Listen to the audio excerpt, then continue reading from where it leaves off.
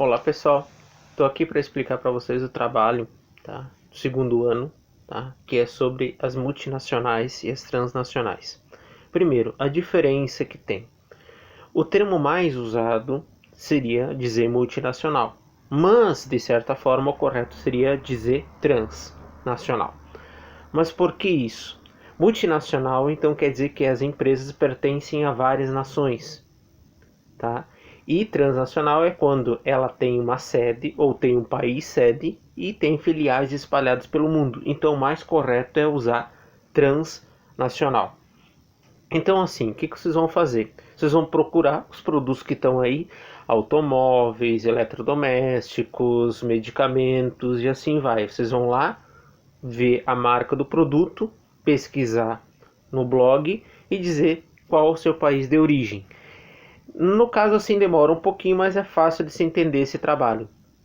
Porém, tem que cuidar em algumas coisinhas que algumas empresas, tá, já venderam boa parte das suas ações e pertencem a outros grupos, tá? Outra coisa, essas empresas podem ser de capital aberto ou capital fechado. Qual a diferença? Capital fechado é quando tem um dono ou uma pequena sociedade que é dona da empresa. Tá? Isso significa dizer então que ela é de capital fechado, um dono ou um pequeno grupo de pessoas.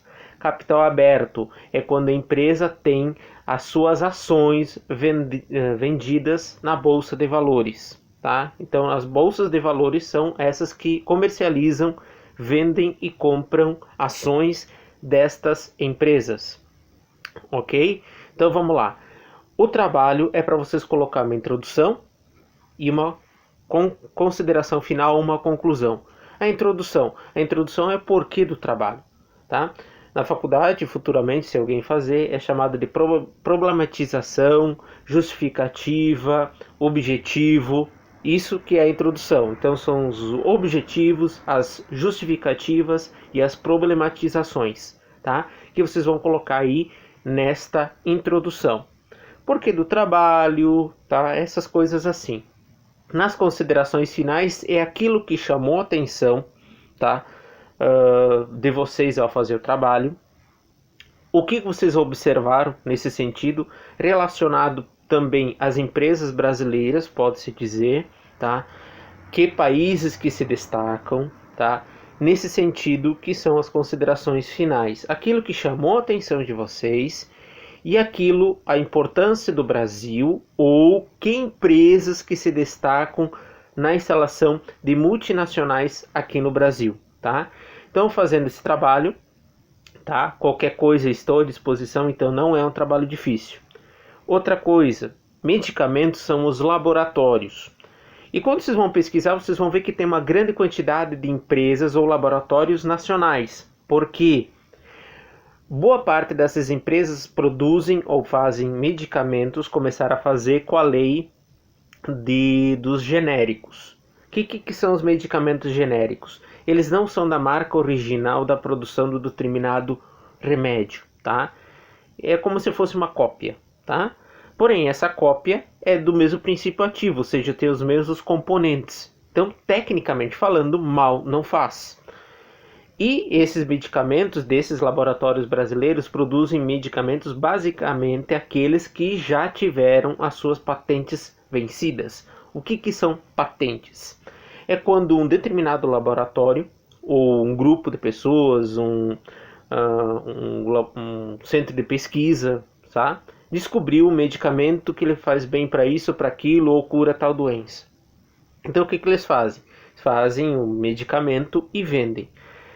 Só que eles vendem junto o chamado preço relacionado à patente, que é o valor da pesquisa, pode-se assim dizer. A grosso modo seria isso, tá? Então todos os laboratórios que quiserem fazer aquele bendito medicamento têm que pagar. Então o medicamento se torna caríssimo, tá? Quando vence a patente, então outros laboratórios podem começar a fazer este mesmo medicamento. É o caso da cloroquina agora, por exemplo, que venceu a patente, de querem dizer que faz bem, que faz mal, tá? Aquela coisa toda. Na verdade, pessoal, a pesquisa da Organização Mundial de Saúde está equivocada, pode-se dizer, tá? O último relatório que saiu, porque eles fizeram uma pesquisa meio que duvidosa, tá? Começaram a botar a dosagem maior do que seria, por exemplo, começaram a medicar pessoas que já tinham problema cardíaco, que o medicamento diz que não pode, tá? Fizeram muito mais pesquisa em determinado local e menos em outro, ou seja, fizeram mais de 4.000 e poucas pesquisas, dos 9.000, eles pesquisaram mais de 8.000, quase 8.000 pessoas só na Ásia, principalmente na China, e na Austrália pesquisaram só 63 pacientes. Então é dado duvidoso, tá? Sabendo que os hospitais da China, eles não divulgaram quais são os hospitais.